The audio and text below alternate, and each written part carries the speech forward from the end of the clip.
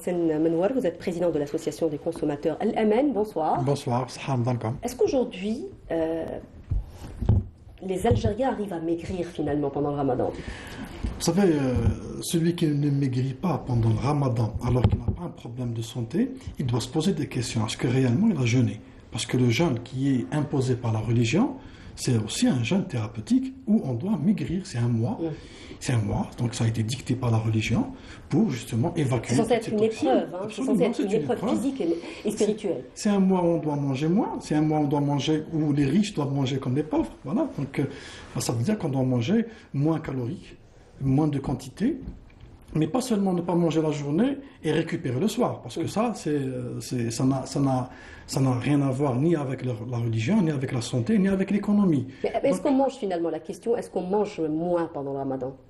Non, pas vraiment. Oui. Pas vraiment, au contraire. Donc c'est là le grand drame. Le grand drame, c'est que pendant le Ramadan, malheureusement, on consomme plus que les autres mois de l'année.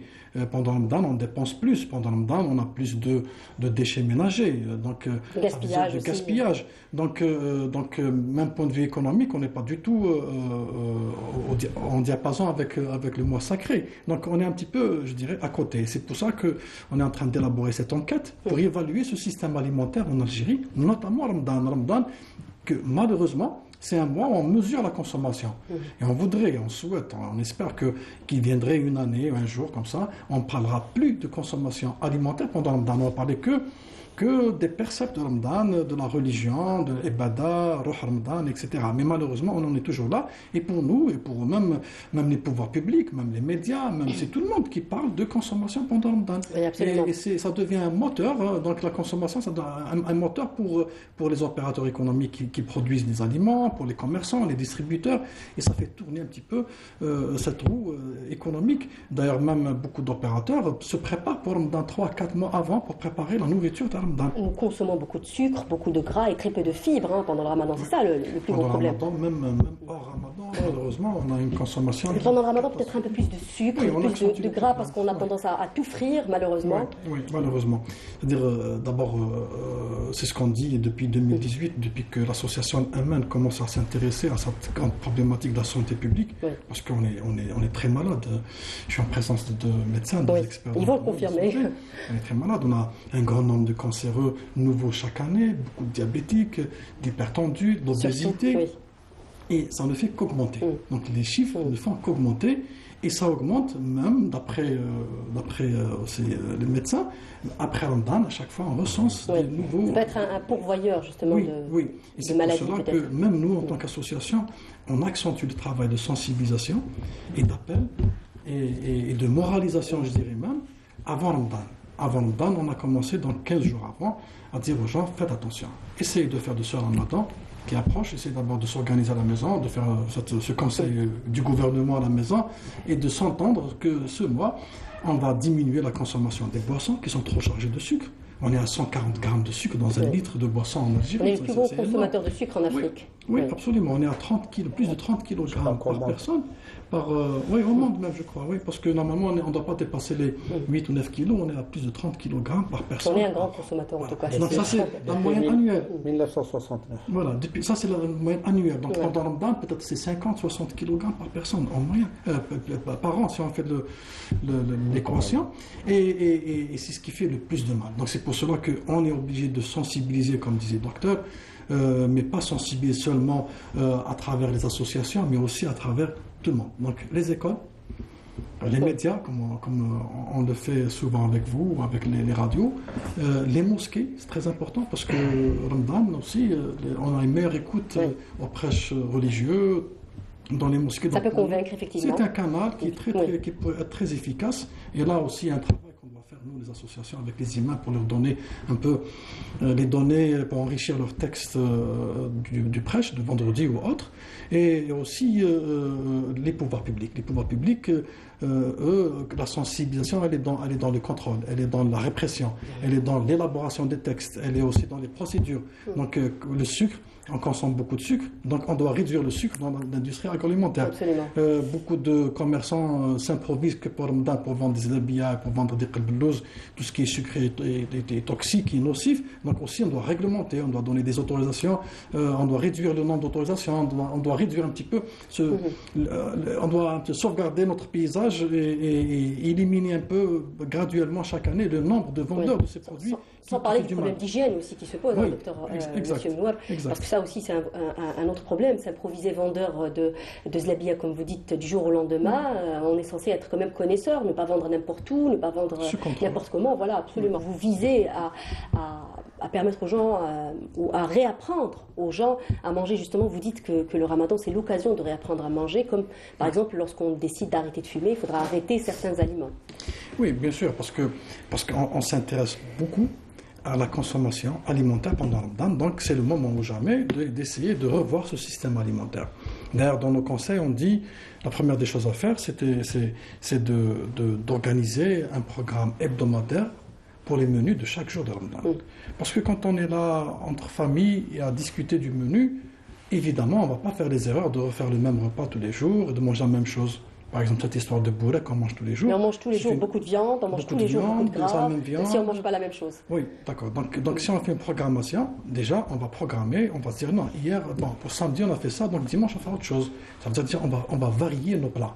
Et si on varie nos plats, on va commander mieux nos courses, parce que les courses, on va les faire selon les besoins. Donc ces besoins, donc il va y avoir une meilleure économie et aussi un meilleur ciblage pour les légumes, parce qu'on se dit, il faut... Du moment qu'on a fait de la pomme de terre aujourd'hui, donc demain on va faire des carottes, si on a fait de la viande rouge, maintenant on fait une journée sans viande, après on va faire de la viande blanche, etc.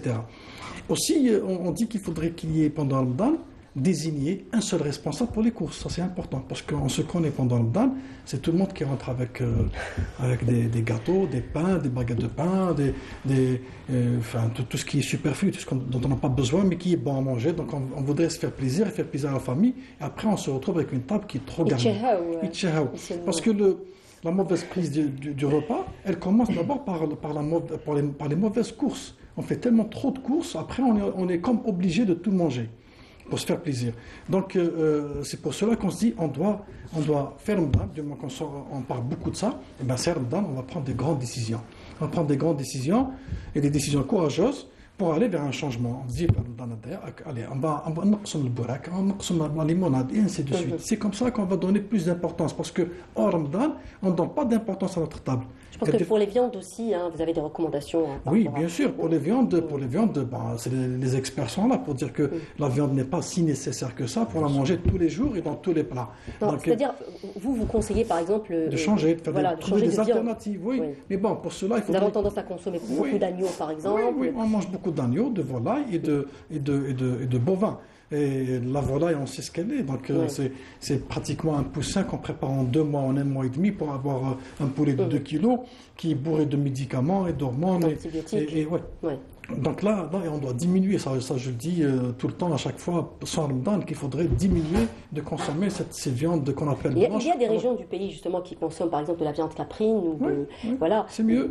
D'ailleurs, on est en plein projet donc, pour essayer de proposer aux autorités afin qu'il y ait un meilleur investissement dans le domaine de l'élevage pour réhabiliter l'élevage et aller vers la production de viande rouge issue du camelin, donc le chameau, du caprin et aussi cunicole, donc le lapin, parce que qui pourrait remplacer la volaille et qui est très facile à produire et qui est plus productif. Donc il faudrait dire que pour les gens qui nous suivent, un lapin, quand il est bien entretenu, il produit après 100 kg de viande par an, parce qu'il se reproduit, c'est l'équivalent d'une vache. Donc, ça aussi, c'est un problème de culture aussi. C'est une culture, mais on doit travailler dessus. Vous êtes tout le temps en contact avec la population, vous faites beaucoup de terrain. Est-ce que vous pensez vraiment que le modèle de l'alimentation algérienne est en train de changer vers le mieux ?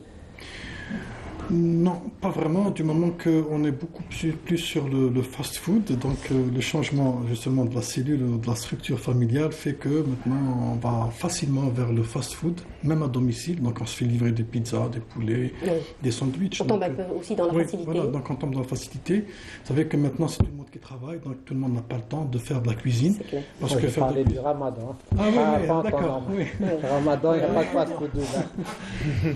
Oui, Ramadan c'est encore un peu plus grave parce que voilà, on mange beaucoup plus par habitude. C'est des habitudes qu'on essaie de traîner des années après des années. Donc, on essaie même de faire beaucoup d'efforts pour cuisiner très mal et manger très chargé en sucre, très chargé en gras. Donc là, je dirais qu'il faudrait qu'il y ait beaucoup d'efforts et à tous les niveaux pour justement arriver à avoir cet intérêt à la diététique chez nous. Donc que ce soit dans les grandes familles ou dans les petites familles ou même chez les individus.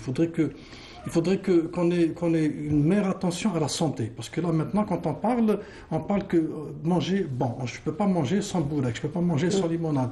Alors que normalement, on doit penser autrement. C'est comment arriver justement à s'en sortir avec une meilleure santé.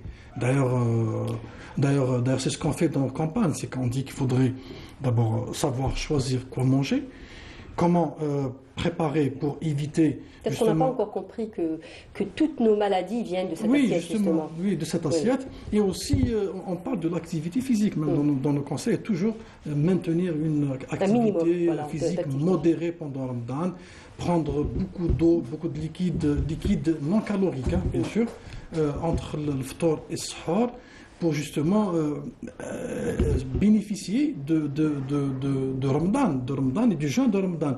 Parce que sinon, si on continue comme ça, donc on est en train de transmettre par héritage aux générations futures qu'il faudrait qu'il y ait la bourrek, qu'il faudrait qu'il y ait 2 plats, qu'il faudrait qu'il y ait le halou, qu'il faudrait qu'il y ait zdabia et kalbous. Et ça va faire... Et tous les excès. Merci d'avoir sensibilisé autour de cette thématique très importante. Merci à vous de nous avoir prêté attention. Cette émission est à présent terminée.